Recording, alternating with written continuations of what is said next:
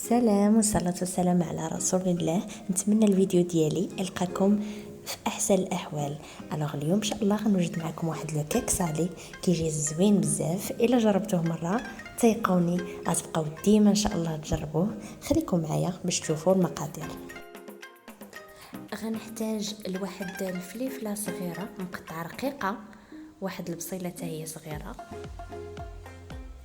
غنحتاج 4 ديال البيضات ما يكونوش كبار بزاف. غنحتاج كاس مع مرش ديال زيت العود، ياغورت ناتور، 2 ساشيات ديال الخميره، واحد 3 المعالق ديال الدقيق، مهم على حساب الخليط تنبعدو تشوفوا، ملح بزار والزعتر. غنبدا اول حاجه نشحر ديك الفليفله الصغيره مع البصيله. غندير زيت العود ومن بعد غنضيف الملح والبزار ونخليهم على نار هادئه حتى يتشحروا يدبلوا لينا مزيان. من بعد نخلي داك الخليط هكا في شي اناء حتى يبرد. عاد يمكن ليا نضيفو على الخليط ديالي. بالنسبه للكيك غنحتاج دوك 4 البيضات كيف سبق ليا قلت لكم. الا كان البيض كبير خذوا غير 3.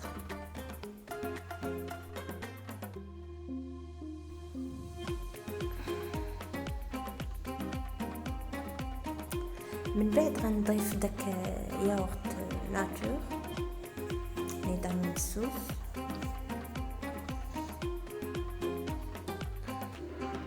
من بعد الملح والبزار، وغنضيف داك الزيت العود. هنا غنحتاج غير الطراب اليدوي. الا بغيتو الكهربائي ماشي مشكل تقدروا ديروه. غنحك داك الزعتر مزيان.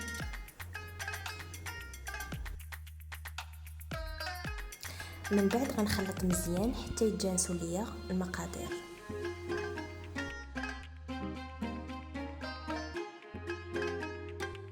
ما بعد ما بردوا داك الفليفله مع البصيله يكونوا بردوا مزيان غنضيفهم على الخليط ونعاود نحرك.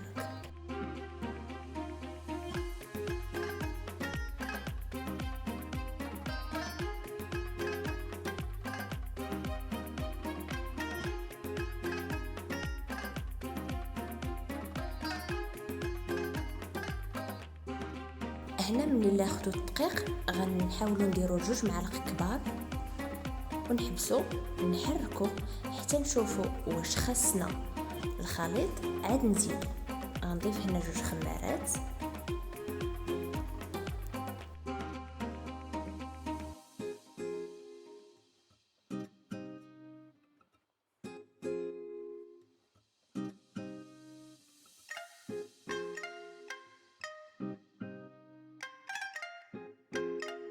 هنا ما بعد ما حركت شفتوا باقا جاريه، دونك غنزيد شويه ديال الدقيق.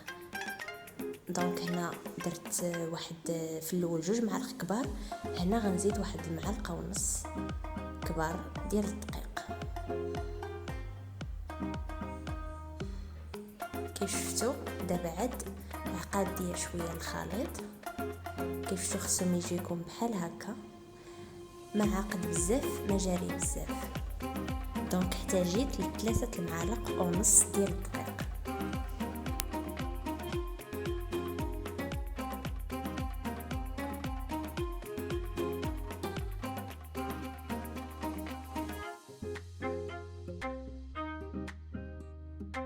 غناخد هذا المول العجين اللي كنقلبوه وكنديروا فيه الخليط من الفوق. غنكون بيان سور دهنتو بالزبده والدقيق. غنضيف الخليط في المول. من بعد غنشعل الفران على درجه حراره 200. غنشعل الفوق حتى يبانوا ليا دوك الجنيبات هكا طابو. من بعد نطفي لتحت ونشعل الفوق.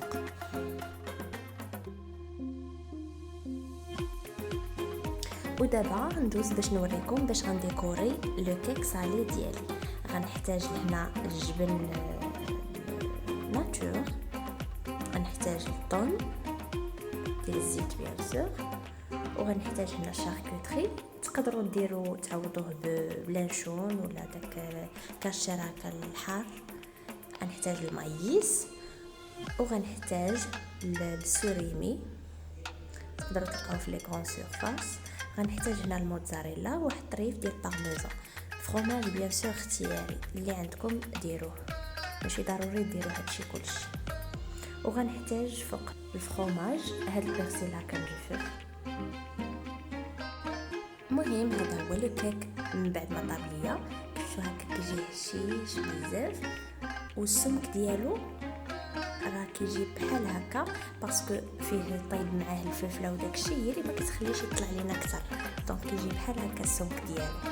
المهم هنا غندوز باش نديكوريه. غنبدا بداك الجبن هو الاول. عندكم فرomاج ولا الجبن اللي درتو ماشي مشكل، نحدو هكا سخون دغيا كيتاطال داك الفرomاج. عرفتي مع صيمه كندهن فيه وكنتشهاه. تقريبا رمضان كامل دوزتو بهذا لو كيك صالي، وقلت بوركوا با نبارطاجي معكم لا ريسيت. دايوغ كنشكر واحد صاحبتي بوغ هاد لا ريسيت، هي اللي كانت عطاتها ليا.